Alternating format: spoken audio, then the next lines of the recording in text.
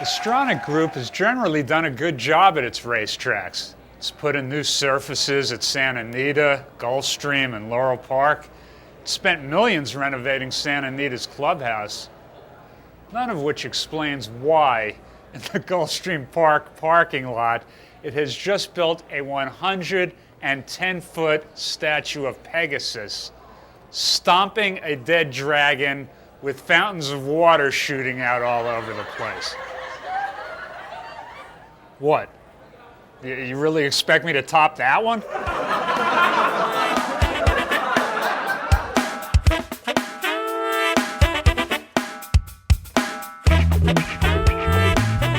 And thanks for dropping by Lenny's Place. We had a feast of racing action this Thanksgiving weekend, with California Chrome looking right at home on the turf at Del Mar. I'm hoping, though, that his immediate future is back on the dirt, as the Strube Series at Santa Anita offers a chance for 4-year-olds to compete against one another through the winter months. These could be the Zenyatta-Rachel duels we never got to see. Shared Belief, Bayern, Hoppertunity, California Chrome. Let's turn them loose on one another. In the words of my friend, the great Hall of Fame rider Georgie Velasquez, when asked why he put Aladar eyeball to eyeball with Affirmed in the Belmont, let's line them up and see who's who in America. Plus, it was great to see Honor Code come back the other day looking like himself. We hope for a big season for him in 2015. I want to mention the passing of Dr. Jack Robbins, a great man and one of the architects of racing in California. Dr. Robbins was a founding member of the Oak Tree Racing Association, which has helped so many others in this sport, and of the AAEP Veterinarians Group. He cared for, among many others, the great John Henry. He was an honest and direct man, and I can recall back 15 years ago to a roundtable panel of vets we had here at the Blood Horse. Dr. Robbins advocated for getting vets out of stalls on race days, period, no exception. Dr. Robbins leaves a legacy of not only his own deeds and work, but those of his sons, Jay Robbins, the trainer of the great Tisnow, and Tom Robbins, who's an executive at Del Mar. Speaking of California, Santa Anita announced that it has changed the name of the Sir Beaufort Stakes to the Mathis Brothers Mile due to a sponsorship agreement with that furniture chain. Santa Anita is about to change the name of several other stakes we'll see in 2015. The Lazy Boy Handicap, for horses that haven't run 6 furlongs in under 1:15. The Sleep Number Stakes. Trainers select the speed they want their horses to go. The IKEA Stakes. Horsemen have to assemble the starting gate themselves. The Tempur-Pedic Handicap, to be run on a foam synthetic racetrack.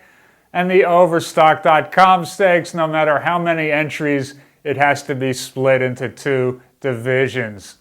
Joining me now is one of my all-time favorite interviews. He's a self-made man who also self-made one of the great sires of the world right now. Ken Ramsey, thanks for dropping into Lenny's Place. Thanks. Glad to be here. All right. Always. Good. We're going to show a clip of you leading Bobby's Kitten into the Breeders' Cup Winner's Circle. We've talked about this before. The sheer joy on your face when you've won a race like this. Tell me how exciting this is when you've bred and own a Breeders' Cup winner like this. My heart's already beginning to palpitate. I mean, it's really, it's hard to express in words. In this particular horse, I did not think he'd be back that far. And when he is dead last, when they cross across the dirt there in the 6.5 furlong downhill where they cross across, I said, oh my gosh, another nightmare, another second or third. You know, we just can't get over the hump in this Breeders' Cup. And then he put on one of the most tremendous runs I've ever seen. I mean, just accelerated unbelievably. And I thought he got up. I turned around to the lady behind me and I said, did I win the race or not? She said, Mr. Ramsey, go get that horse, you won. So it was kind of like, another exciting moment would be, of course, when Roses and May won the Whitney. That was a heart-throbbing, and Tom Durkin gave the best call I ever heard in my life. I mean, on and on and on. I mean, it just, That's what it's all about. Yeah. That's it. So that culminated my Breeders' Cup out there that went with Bobby's Kitten. And the fact that it was named for Bobby Frankel. Yeah. And the fact that the biggest horse over in Europe, was named Frankel. Yep. And then to come over here and we get a grade 1 named Bobby Frankel. And the stake race is named after. I mean, he's going to be, famous forever. Yeah, I mean, he's down in history. The Yeah. horses and everything. He couldn't have left a better legacy than what he left abroad and over here through Juddmonte, and hopefully Bobby's Kitten is not finished yet. Yep, that's great stuff. Now, last year, you and your Stallion Kitten's Joy had a year that I don't know who's going to match that. But having said that, 2014. You and your wife, Sarah, are the leading owners in North America. You're the leading breeders in North America. Kitten's Joy is number 3 on the general sire list. He's got more stakes winners than anybody else. He's got almost as many grade 1 winners. This has been kind of another sneaky, very good year for everybody, hasn't it? We got a horse named Sneaky Kitten. I think that kind of says it all. But he does have about 24 stake winners, and we got another month left to go.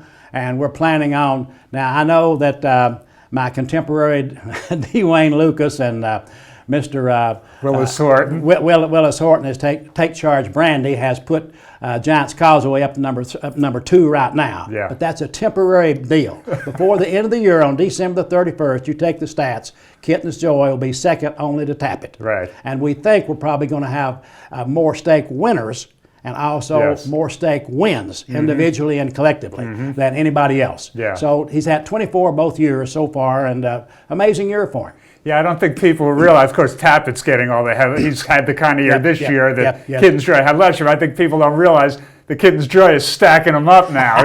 He's backed up last year with another great year this year. So 2 years in a row to be a number 1 last year, and I think end up number 2 this year when the final dust settles. That's remarkable, especially about a dirt stallion.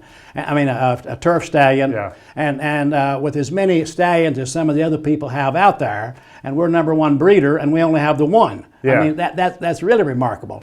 I'll tell you, I'm gonna let a little. It may not be a secret, but some of the things that has made him what he is, the fact that we're good handicappers and we put these horses in spots where they can win. So we try to manage them, and if they fit, we put them in there. Yeah. And also I have a really good working relationship with the jockeys that ride my Kitten's Joys and the trainers. And we do not want them out there on the front end. They've, the way their heart is developed and their whole composition, they've got that one big burst of speed. And if you use that early, then it's not there in the stretch call. But if you can have a pacemaker in there so they can stay in, within striking range, like Bobby's Kitten, for example, then they got that burst on the end and they use it the right place. So we manage the trainers and the jockeys, and that's the way it's going to be. Yeah. I'm hands-on. Right. I mean, my way or the highway, almost that way. That's the truth. Now you're a smart guy, which puzzles me because you did a dumb thing the other day, and that is you asked me what stallions you wanted to, I recommended that you breed to, but the point is you have so many good daughters of Kitten's Joy now that you have to look outside now for a lot of your breeding decisions to go to other stallions. So you made the mistake of asking me what stallions to go. I hope you're not listening to me that closely. I put them down, and on our farm and our whole business, we run what we call a democratic democracy. I like to get everybody's views, and I sit back and look at the big picture and decide what to do. We did use one of your stallions, but I came to the final conclusion on my good mare, which is a full sister to Precious Kitten, who won multiple Grade 1 races. We sold to the Jacksons. We decided to go to Tappet. In other words, if you can't beat them, join them. Well, you didn't need my advice for that. I mean, well, the stud fee is $300,000, but if you look at it, it's a good investment because this mare, because she's half to Kitten's Joy, now the same mare, so it's unbelievable pedigree. It's all going to be on one page. So I think even if it's a not too good one, and the best foal we have right now on the farm is by Tappet out of this mare. What you call a wow when it was born. Mark called me at 2 or 3 o'clock in the morning. He says, this looked like Secretariat. He said it's a wow foal. This is a wow foal. He's not missed a beat, not got hurt, got a great heart, correct. I mean, this could be my stallion for the future.